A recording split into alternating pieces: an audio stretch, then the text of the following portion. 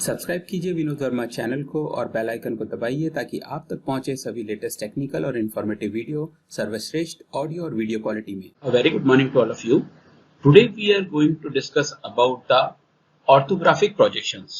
So in this lecture we will try to understand that how we can convert a pictorial view into orthographic projections. So in today's lecture we have some topics to cover. How to draw orthographic projections. तो orthographic projections को हम कैसे बनाएंगे, कौन कौन सी चीजों का हमें ध्यान रखना है, वो हम स्टेप बाय स्टेप समझेंगे कंप्लीट प्रोसेस को। And then we will also discuss that with which pencil you have to draw which line. तो कौन सी पेंसिल से हमें कौन सी लाइन बनानी है ये भी हम साथ के साथ देखेंगे। प्लस हम लोग about title block as well as boundary जो लाइन बनती है वो भी समझेंगे कि कैसे शुरू करना है। So let's move ahead. So the first topic is step by step process to draw on sheet. सो this is our first drawing in CAMD and you can see a view over here। एक view आपको दिखाया हुआ है, ये आपको pictorial view दिखाया हुआ है। थ्री डायमेंशनल आपको नजर आ रही है। इसमें आपको फ्रंट भी नजर आ रहा है, इसमें आपको लेफ्ट साइड व्यू भी नजर आ रहा है और इसमें आपको टॉप व्यू भी नजर आ रहा है। लेकिन हमें इन तीनों को ऑर्थोग्राफिक व्यू में बनाना है। तो जब हम शुरू करेंगे तो पहले जान लेते हैं हमें क्या क्या चीज चाहिए। So as you can see in this list, हमें ड्रॉइंग करने से पहले इन चीजों की जरूरत पड़ने वाली है, तो हम पहले इंश्योर कर लीजिए हमारे पास है। सबसे जो पहला चीज है वो है ड्राइंग शीट, जो कि A0 साइज की होगी। जो ड्राइंग शीट होती है वो जनरली 841 mm के आसपास होती है चौड़ी, और हाइट जो है वो हमारे पास में 1189 होती है। तो यदि आप इसका ओरिएंटेशन चेंज कर देते हैं तो ये लैंडस्केप कहलाती है, यदि आप इसको वर्टिकली यूज करते हैं तो पोर्ट्रेट कहलाती है। सेकेंड जो चीज है वो है चाहिए हमें शीट क्लैम्प्स, जो साइड में हमें शीट को पकड़ने के लिए, होल्ड करने के लिए जो क्लैम्प्स है, स्टील के भी आते हैं और ये प्लास्टिक के भी आते हैं। Then we need a mini drafter. तो जो आप लोग कॉलेज में, स्कूलों में यूज करते हैं वो मिनी ड्राफ्टर कहलाता है, और इससे भी बड़े साइज के होते हैं, वो इंडस्ट्री में काम में आते हैं, वो हमें नहीं चाहिए, हमें मिनी ड्राफ्टर ही चाहिए। जैसा आप राइट साइड में पिक्चर में भी देख रहे हैं, मिनी ड्राफ्टर आपको यहाँ दिखाया हुआ है। Then we need different types of pencils. तो पेंसिल्स कौन कौन सी चाहिए हमें? H, 2H, 3H, तीन तरह की हमें पेंसिल चाहिए। हम HB पेंसिल हमारी ड्राइंग शीट में कहीं पर भी काम में नहीं लेते हैं। रिमेंबर दिस, बिकॉज वो बहुत ही सॉफ्ट होती है और वो बहुत डार्क कर देती है शीट को, इसलिए हम हमेशा H, 2H और 3H को ही करते हैं। जैसे जैसे ये H के नंबर्स बढ़ते हैं ये शो करता है कि हार्डनेस बढ़ती जा रही है, और जैसे जैसे पेंसिल की लीड हार्ड होती जाएगी इसका मतलब है कि वो कम से कम इंप्रेशन देगी, यानी आप उसको जब चलाएंगे तो वो बहुत कम लाइन जो होगी आपकी वो डार्क करेगी। H है वो ज्यादा डार्क करेगी, 3H कम डार्क करेगी, HB सबसे ज्यादा डार्क करेगी। उसके अलावा जो चाहिए आपको इरेजर चाहिए, शार्पनर चाहिए। Then we need set squares. तो देखिए दो तरह के सेट स्क्वायर्स आप लोगों को मिलते हैं, एक के अंदर में 45 डिग्री एंगल होता है, एक में 30 एंड 60 डिग्री का एंगल होता है। ये दोनों आप सेट स्क्वायर्स ले लीजिए बड़े साइज में, छोटे वाले नहीं। जो ज्योमेट्री बॉक्स में आते थे वो सेट स्क्वायर्स मत लीजिएगा, इंजीनियरिंग ड्राइंग के लिए जो सेट स्क्वायर आते हैं बड़े साइज में वो लीजिएगा। मास्टर सर्कल आपको मिलेगा जिसके अंदर बहुत सारे छोटे छोटे अलग अलग डायमीटर के आपको सर्कल्स पहले से ही कटे हुए होंगे, वो हमें बहुत यूजफुल होते हैं जब हम छोटे सर्कल्स या आर्क बनाते हैं। Then we need compass. तो जब हमें बड़े सर्कल से आर्क बनाने हैं उसके लिए हम लोग कंपास यूज करेंगे।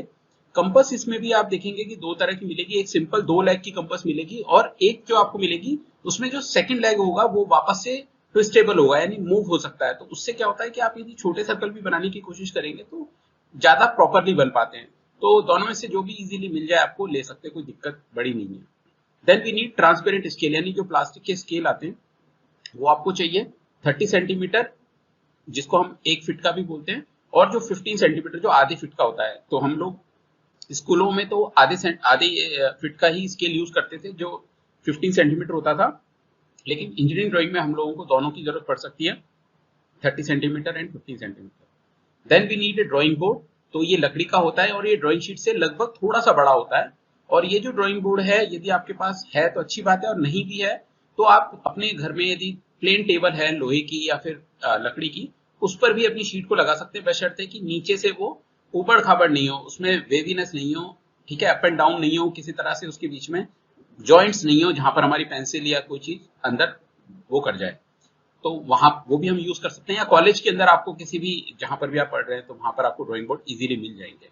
Then at last we need a sheet holder. तो जब हम शीट बना लेते हैं या उसको कैरी करते हैं एक जगह से दूसरी जगह तक, तो हम लोग शीट होल्डर की बात करते हैं। तो शीट होल्डर क्या है, उसको रैप करके हम लोग प्लास्टिक का केस आता है उसके अंदर रख देते हैं, और यदि नहीं भी लेना चाहें तो कोई बड़ी बात नहीं है, आप अपनी ओल्ड न्यूज़पेपर ले सकते हैं, पुराने 2 न्यूज़पेपर ले लीजिए और उसमें आप रैप करके लेके आ सकते हैं और वही न्यूज़पेपर आप लोग बिछा करके ड्राइंग बोर्ड के उसके ऊपर अपनी शीट को लगा सकते हैं, सो दैट उस वो पीछे से गंदी नहीं होगी।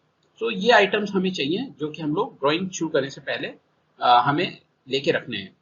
Now let's move ahead. So अब हम स्टार्ट करते हैं। So the first step is place old newspaper on drawing board and clamp drawing sheet on the board with the help of sheet clamp. तो सबसे पहले आप क्या करिए, जो बोर्ड आपके पास है ड्राइंग बोर्ड, उसके ऊपर में अपनी शीट को बिछाने से पहले उसके ऊपर में न्यूज़पेपर बिछा दीजिए और उसके ऊपर अपनी शीट रख के और चारों तरफ से क्लैम्प लगा दीजिए, जिससे कि आपकी जो शीट है वो स्ट्रेट लग जाए। कोशिश करिए कि नीचे से हॉरिजॉन्टल जो आपका बोर्ड का है और जो शीट का है वो लगभग पैरेलल रहे। Then second is fix mini drafter on top left corner and tight all the screws in such a way that the drafter's horizontal scale should coincide with lower horizontal edge of the drawing sheet। तो देखिए, जब आप mini drafter लगाएंगे तो आप कोशिश करिए कि जो ड्राफ्टर है सबसे ऊपर जब लगाएंगे तो उसमें आपका क्लैंपिंग फिक्सिंग क्लैंप लगा हुआ होता है, जैसा आप डायग्राम में देख रहे हो ऊपर की साइड। ये भी क्या होता है, कई बार शीट को खराब कर सकता है, तो आप चाहें तो यहाँ पर कोई भी पेपर का पीस काट के नीचे इसके लगा के और फिर इसको शीट के ऊपर टाइट करिए, जिससे कि वहां पर इंप्रेशन नहीं आए, खराब नहीं हो।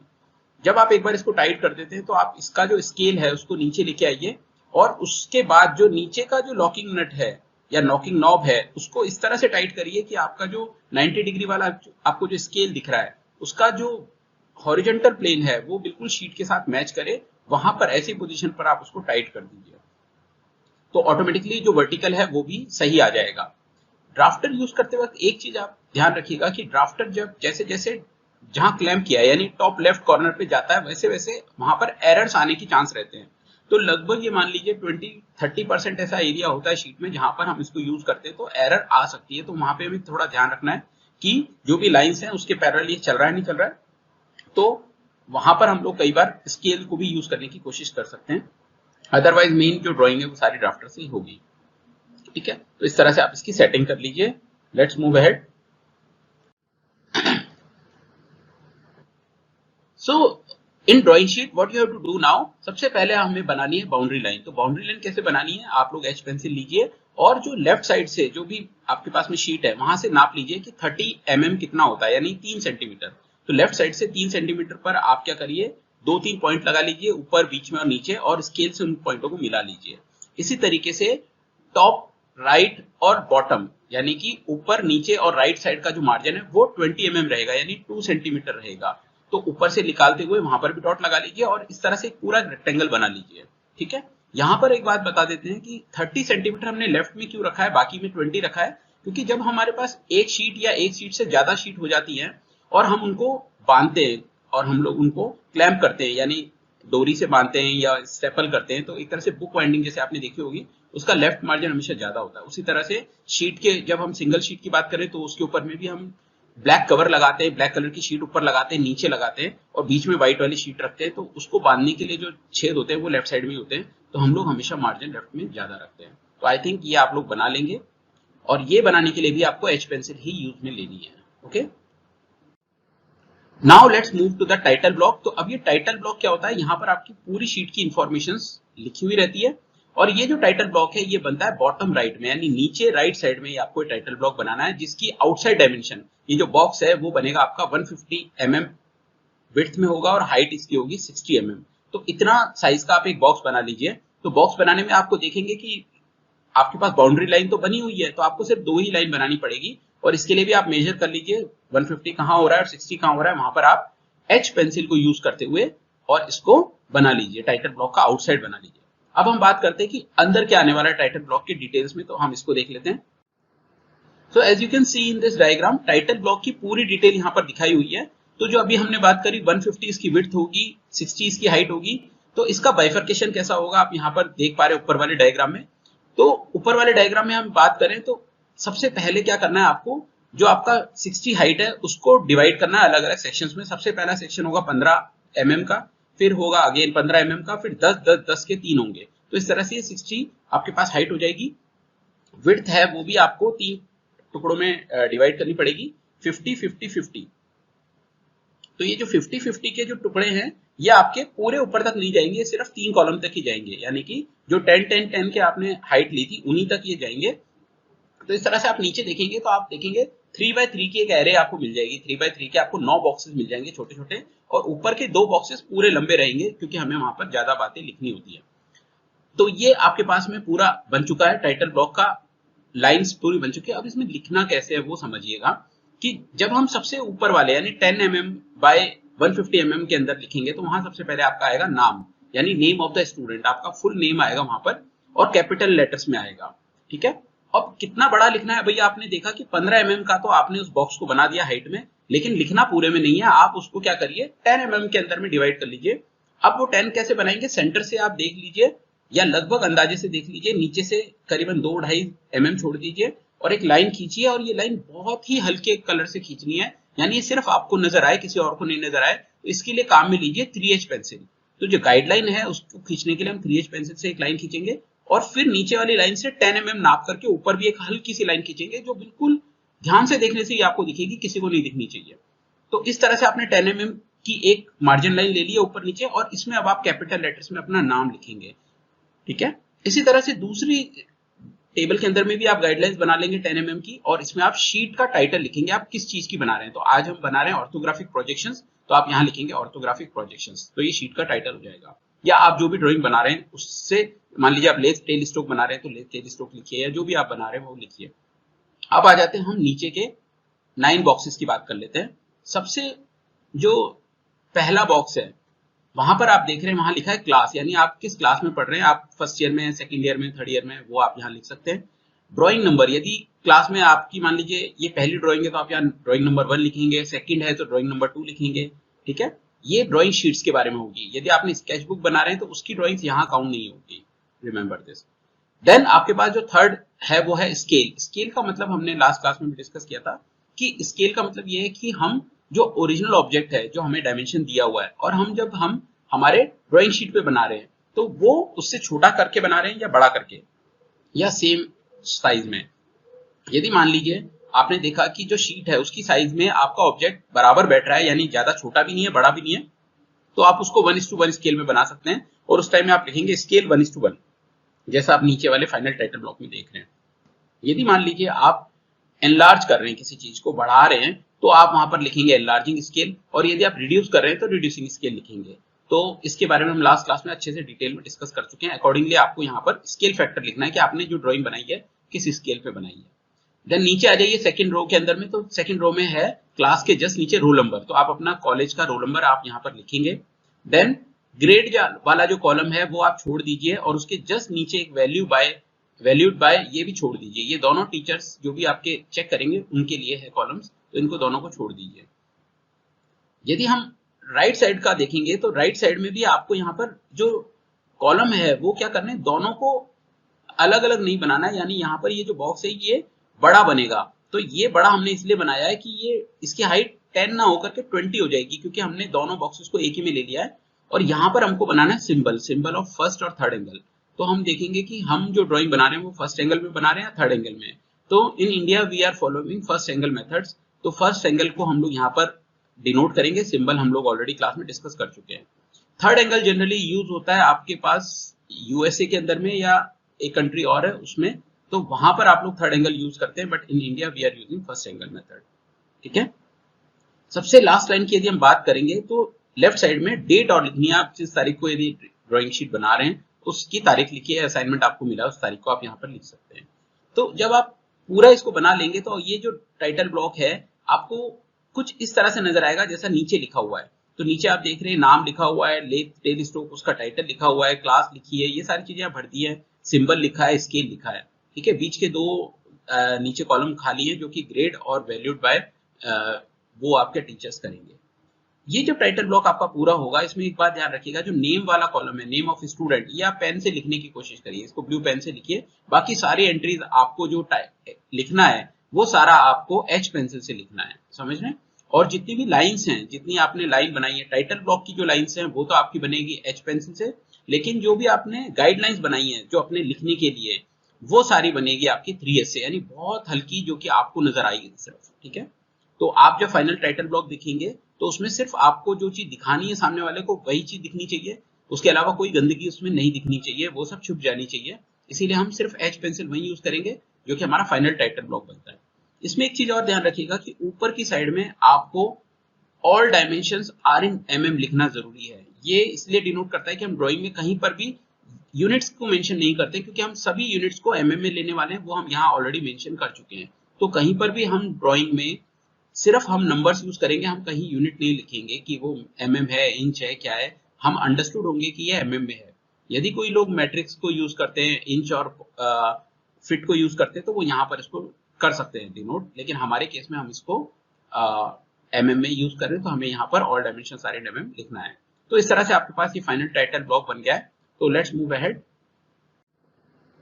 तो अगेन अब हम आ जाते हैं, हमारा ऑब्जेक्ट देखते हैं कि हमें किस ऑब्जेक्ट को बनाना है हमारी ड्राइंग शीट पे। तो आप देख पा रहे हैं आपके सामने ड्राइंग शीट बनी हुई है, और ड्राइंग शीट में हम लोगों का टाइटल ब्लॉक नीचे बन चुका है, और अब हम हमारे लेफ्ट साइड में ऑब्जेक्ट को देख रहे हैं। तो कभी भी कोई भी ड्राइंग शुरू करने से पहले आपको ये पता होना चाहिए कि हमारी ड्राइंग कितनी बड़ी बनने वाली है, यानी हम उसको यदि ड्राइंग शीट पे बनाते हैं तो उतना कितना स्पेस घेरेगी। तो देखिए ध्यान से कि जब भी हम किसी ड्राइंग को देखते हैं तो उसका हमें ये डिसाइड करना है कि हम कौन सा फ्रंट व्यू होगा, कौन सा उसका साइड व्यू होगा। तो हमेशा हम कोशिश करते हैं फ्रंट व्यू उसी को लेते हैं जिसमें ज्यादा से ज्यादा डिटेल नजर आ सके। तो इस केस में हम यदि देखेंगे तो आपका जो फ्रंट व्यू है वो आपको यहाँ से लेफ्ट साइड से राइट साइड की तरफ, यानी इस तरह से देखते हुए नजर आएगा। तो ये आपके पास में फ्रंट व्यू है, तो ये आपके पास में फ्रंट व्यू है इसका। और यदि हम लेफ्ट साइड से देखेंगे, ये लेफ्ट साइड व्यू कहलाएगा, तो ये लेफ्ट साइड का व्यू है। और जब हम ऊपर से देखेंगे नीचे की तरफ तो ये टॉप व्यू कहलाएगा। तो अब हमें ये डिसाइड करना है कि हमारी कितनी स्पेस इस ड्राइंग को बनाने के लिए चाहिए हमको। तो जब हम ड्राइंग बनाते हैं तो हमें 3 व्यूज बनाने पड़ेंगे ऑर्थोग्राफिक प्रोजेक्शंस में। सबसे पहला जो व्यू बनेगा वो बनेगा फ्रंट व्यू, यानी हम जब सामने से देख रहे हैं ऑब्जेक्ट को तो कैसा दिखेगा। एक हम जब ऊपर से देख रहे हैं जिसको हम बोलते हैं टॉप व्यू या प्लान, वो कैसा दिखेगा। और एक हम लेफ्ट साइड से व्यू बनाएंगे जो कि राइट में जाके बनेगा। आप लोगों को शायद याद है कि फर्स्ट एंगल के अंदर में हमेशा टॉप व्यू एलिवेशन के नीचे बनता है और left hand side view right side में बनता है। तो ये फर्स्ट एंगल का फिनोमिना होता है। तो इस तरीके से हमारे को ये पता है कि हमारे पास 3 व्यू बनने। अब हम बात करते हैं डायमेंशंस की। तो हमें सबसे पहले चाहिए कि फ्रंट व्यू में हमें कितनी जगह की जरूरत पड़ने वाली है और टॉप व्यू में कितनी जगह की जरूरत पड़ने वाली है। जब हम फ्रंट व्यू देख रहे हैं तो हमें इसकी हाइट का अंदाजा होना जरूरी है कि हमारा ऑब्जेक्ट कितना बड़ा बन सकता है। तो हम इसका फ्रंट व्यू देख के कैलकुलेट करते हैं कि हमारी मैक्सिमम हाइट कितनी है ऑब्जेक्ट की। तो जब हम इस ड्राइंग को ध्यान से देखेंगे तो हमें कहीं ये मिलेगा कि हमारे पास में इसकी हाईएस्ट यानी मैक्सिमम टोटल हाइट कितनी बनेगी। तो इट इज अराउंड 200 mm यहाँ पर दिखा रखा है। तो 200 mm हमारे पास मैक्सिमम हाइट जाएगी, यानी लगभग एक दिमाग में हमें एक बॉक्स विजुलाइज करना है, सोचना है जो कि 200 mm का हाइट होगा। और विड्थ कितनी होने वाली है, तो ये करीब करीब होगी हमारे पास 400 mm। तो हम देखेंगे कि विड्थ इस बॉक्स की होगी 400 mm। तो ये 400 mm और हाइट हो गई हमारे पास 200 mm। तो ये एक बॉक्स हमारे पास में दिमाग में रखना है, यहाँ बनाना नहीं है। ये जो डॉटेड से बताया है ये आपको एक बाउंड्री लाइन बताइए कि आपका जो ऑब्जेक्ट बनेगा वो लगभग इसी के अंदर बनेगा। तो आप शीट में नाप सकते हैं कि लगभग 200 mm के बाद कितनी जगह बचेगी, कहीं ये बड़ा तो नहीं बन रहा है या बहुत ज्यादा छोटा तो नहीं बन रहा है। यदि ये बहुत ज्यादा बड़ा बन रहा है तो आप इसको रिड्यूस कर सकते हैं और स्केल डाउन कर सकते हैं। आप मान लीजिए 1000 mm है, 1000 mm इसमें नहीं आ रहा है तो आप उसको 1/10 कर सकते हैं, यानी हर डायमेंशन को 10वां हिस्सा कर दीजिए। तो उस केस में हम क्या करेंगे, जो 1000 है उसको हम 100 पढ़ेंगे, जो हमारे पास 500 है हम उसको 50 पढ़ेंगे। तो इस तरह से हम उसको रिड्यूस कर सकते हैं।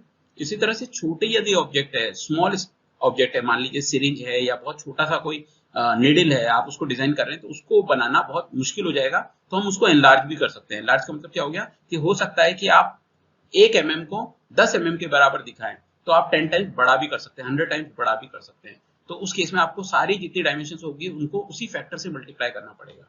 ओके, तो यहाँ पर हम 1 by 1 की बात कर लेते हैं। तो मान लीजिए ये 200 हो गया और ये 400 का हो गया, तो हमारे पास लगभग इतनी जगह हमें दिख रही है कि हमारे पास आराम से मिल जाएगी।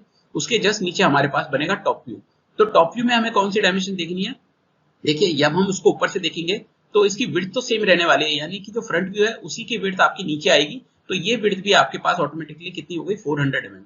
लेकिन ये कितनी होगी, ये अब हाइट नहीं है, बेसिकली ये डेप्थ है। यदि हम इसको फ्रंट मानते हैं तो ये हमारे पास में विड्थ है, ये हमारे पास में डेप्थ है और ये हमारे पास में हाइट है।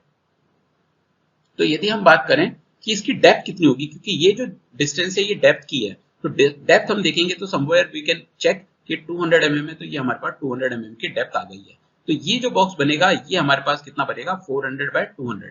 ठीक है, तो ये हमारे पास लगभग जगह चाहिए हमको टॉप व्यू के लिए। तो ये दोनों हमारे पास में बॉक्सेस प्रॉपर्ली आ जाए, ये हमें पहले चेक कर लेना, इंश्योर कर लेना है। फिर ही हम इसको बनाना शुरू करेंगे।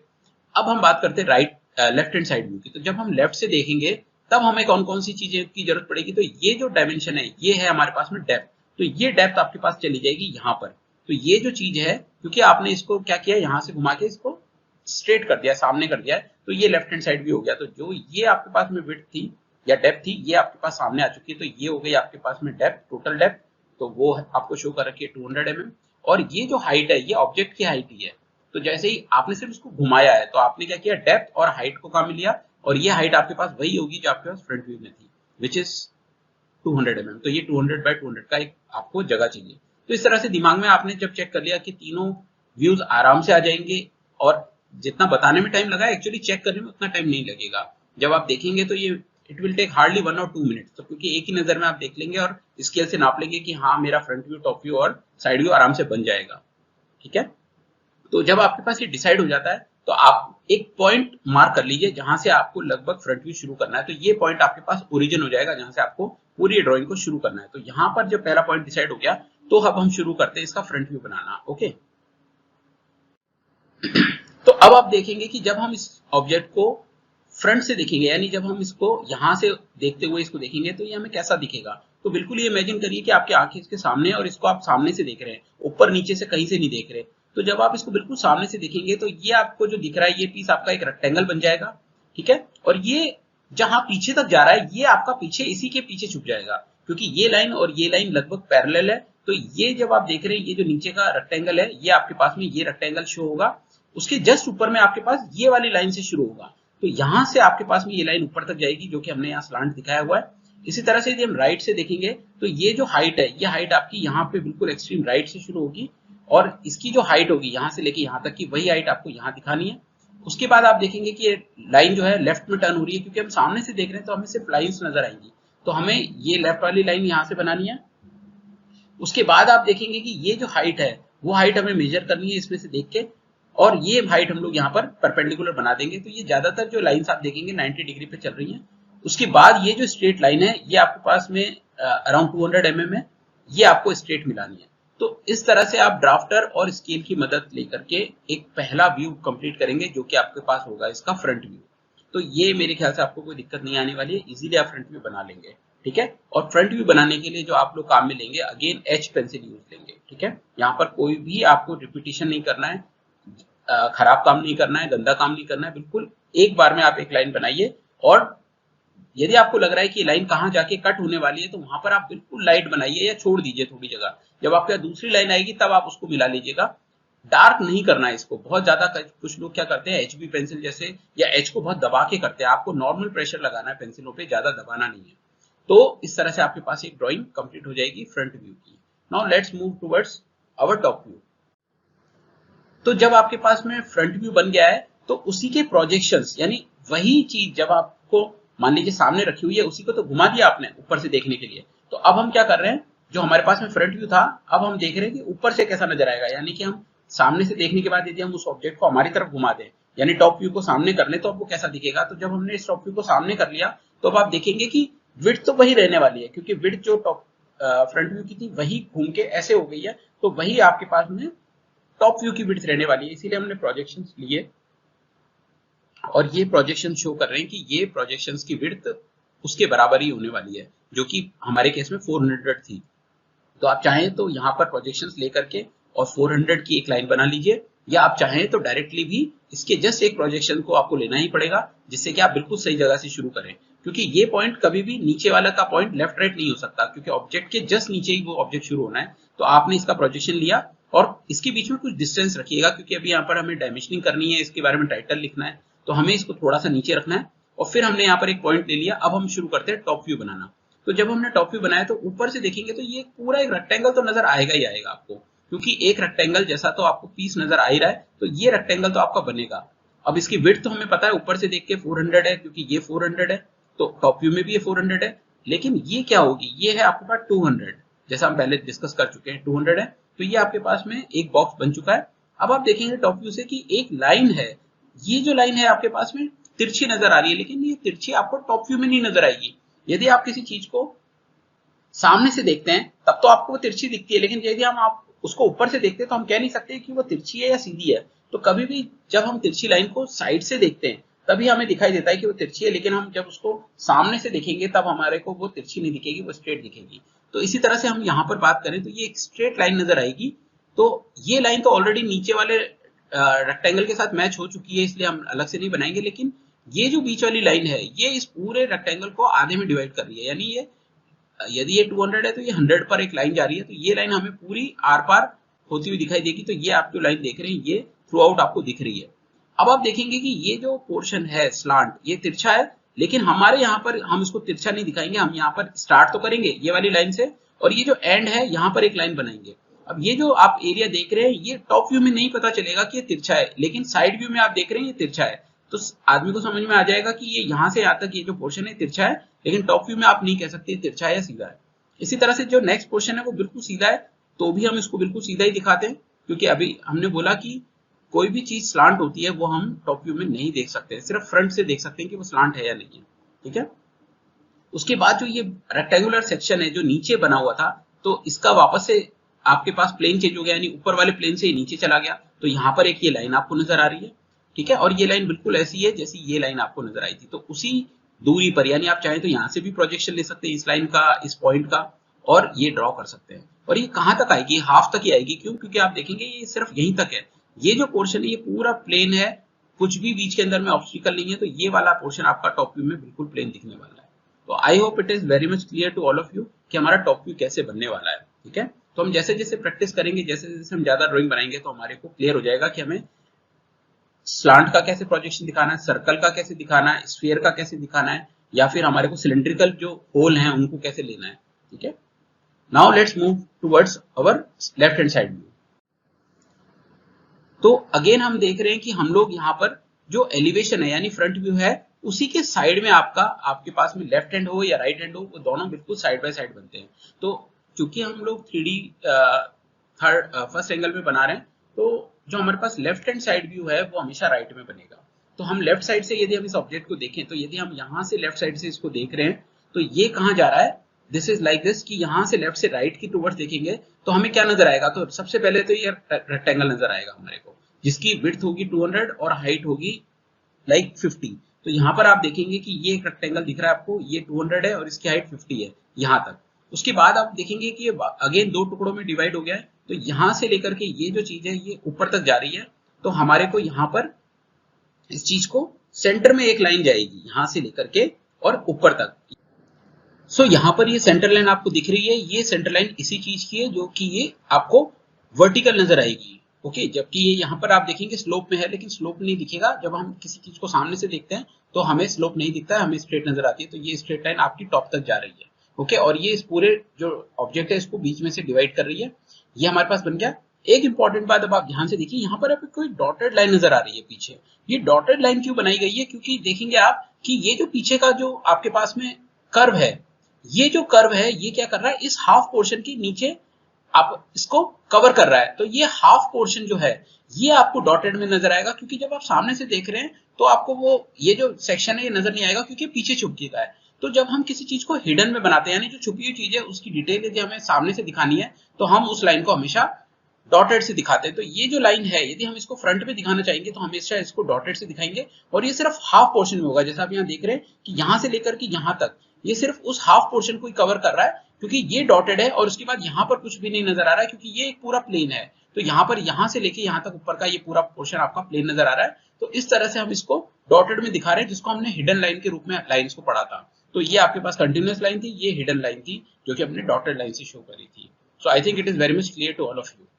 सो इस तरह से करते हुए हमारे पास में तीनों व्यूज जब पूरे हो जाते हैं तो हम लोग क्या करते हैं? हम लोग डायमेंशनिंग का काम करते हैं। तो डायमेंशनिंग देखिए, एक इंपॉर्टेंट बात देखिए कि हमें मेजर जो मोटी मोटी डायमेंशनिंग है उन्हीं की कोशिश करनी है, वही हमें डिनोट करनी है।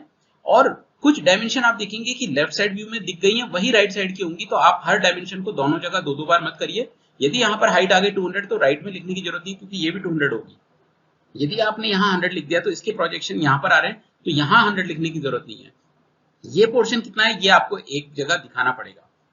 इसी तरह से यहाँ विड्थ लिख दी 400, तो आपको यहाँ लिखने की जरूरत नहीं है, लेकिन क्योंकि ये बाइफर्केशंस हैं, अलग अलग सेक्शन है, तो आपको बताना पड़ेगा।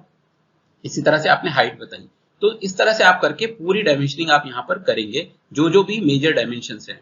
बहुत छोटी डायमेंशंस हो या बहुत ज्यादा हॉच पॉच ड्रॉइंग को मत करिएगा, क्योंकि उससे आपकी मेन ड्रॉइंग खराब हो जाएगी। दूसरा इंपॉर्टेंट बात डायमेंशनिंग के लिए ये है कि कभी भी कोशिश करिए मेन ऑब्जेक्ट जो बनाया आपने, जैसे ये फ्रंट व्यू है, ये टॉप व्यू है, साइड व्यू है, इसके अंदर किसी तरह से कोई डायमेंशनिंग मत करिए। जहां तक हो सके सारी डायमेंशनिंग बॉटम में या राइट में रखिए, और फिर भी जरूरत पड़ती है तो लेफ्ट में या टॉप पे भी आप रख सकते हैं।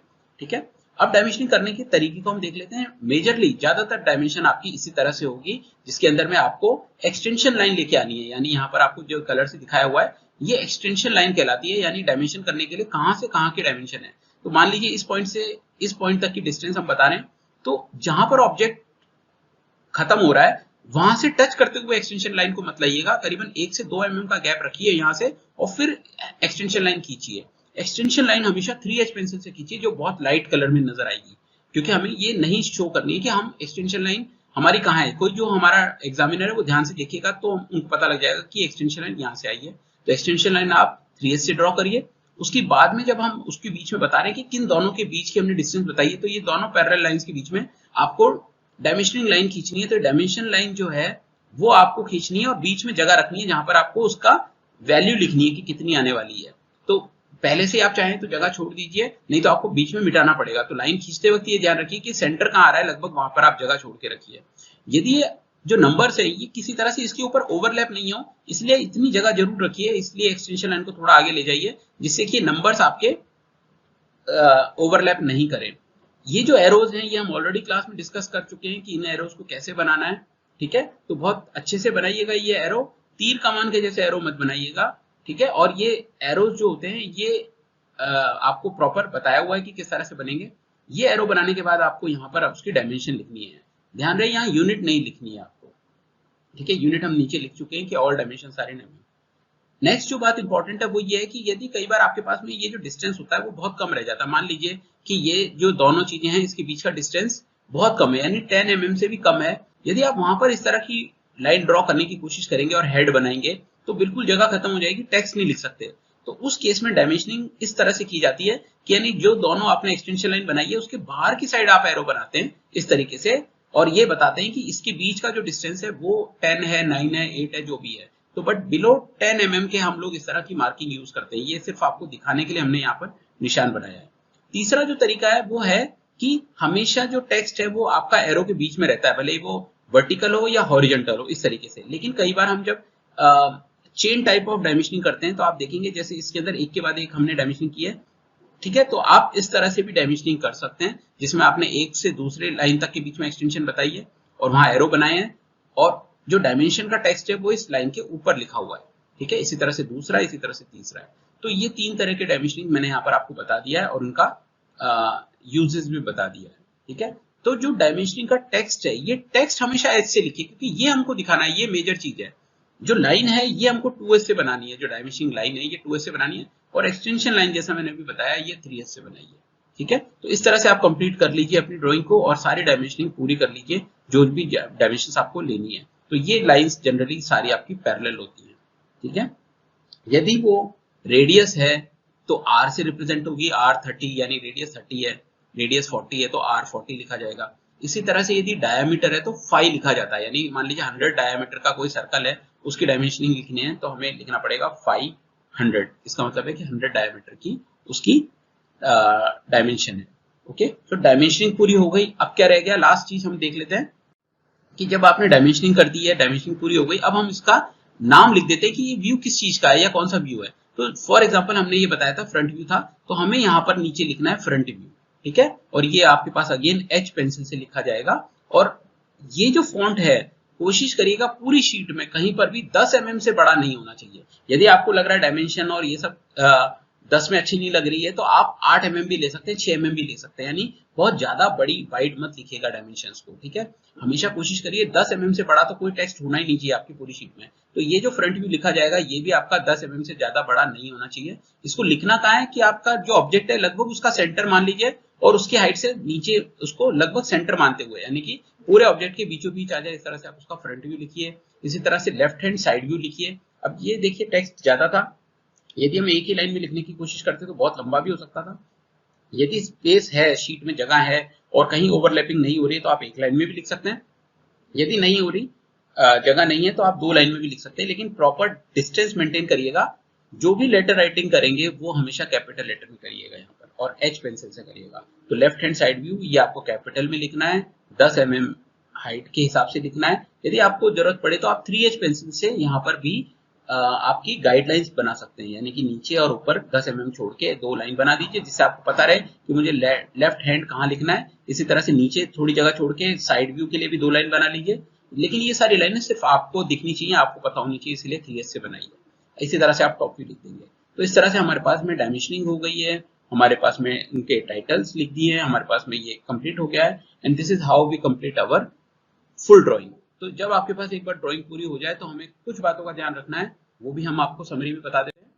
So your drawing is complete. Remember to use handkerchief below your hand wrist to avoid blackness on sheet. तो देखिए एक बहुत सारी दिक्कत होती है कि आप शीट तो बहुत अच्छे से बनाते हैं, सफाई का भी बहुत ध्यान रखते हैं, लेकिन आपके जो हथेली होती है, हाथ होती है, वो कई बार गंदा होता है या पसीना होता है, तो उस वजह से क्या होता है आपकी शीट के ऊपर में कालापन आ जाता है। तो कोशिश करिए आप हमेशा क्या करिए, एक रुमाल रखिए अपने पास और हमेशा अपने हाथ को रुमाल के ऊपर रखे, फिर पेंसिल वर्क करिए। तो जहां जहां भी आप काम करते जा रहे हैं वहां रुमाल को खिसकाते जाइए और उसके हिसाब से आप अपना पेंसिल वर्क करिए। और दूसरी बात, जो do not allow others to put scale on your drawing to measure dimension.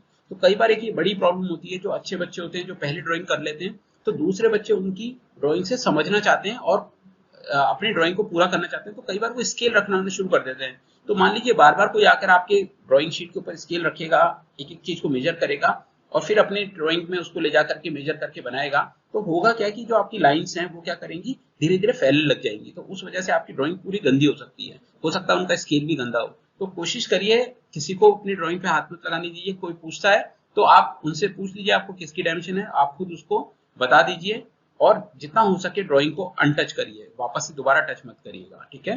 तो सेफ रखिएगा इस ड्राइंग को और काम हो जाता है। उसके बाद चेक कराने के बाद उसको तरीके से रैप करके और अखबार में लपेट दीजिए या फिर फोल्डर जो आपके पास है उस फोल्डर में रख दीजिए, शीट फोल्डर में, और उसको प्रिजर्व कर लीजिए मेन एग्जाम्स तक के लिए, ठीक है। कोशिश करिएगा यदि फोल्डर नहीं है तो अखबार में उसको लपेट दीजिए और उसकी एजेस का ध्यान रखिए। ज्यादातर ड्राइंग शीट एजेस से फटती है, तो एजेस से एक्स्ट्रा आपका पास क्या निकलना चाहिए, आपका न्यूज़पेपर थोड़ा थोड़ा दोनों साइड से बाहर निकलना चाहिए रैपिंग करते हुए, और रबर बैंड लगा के आप उसको प्रिजर्व कर सकते हैं। So this is all for today's lecture. Thank you so much for being with me.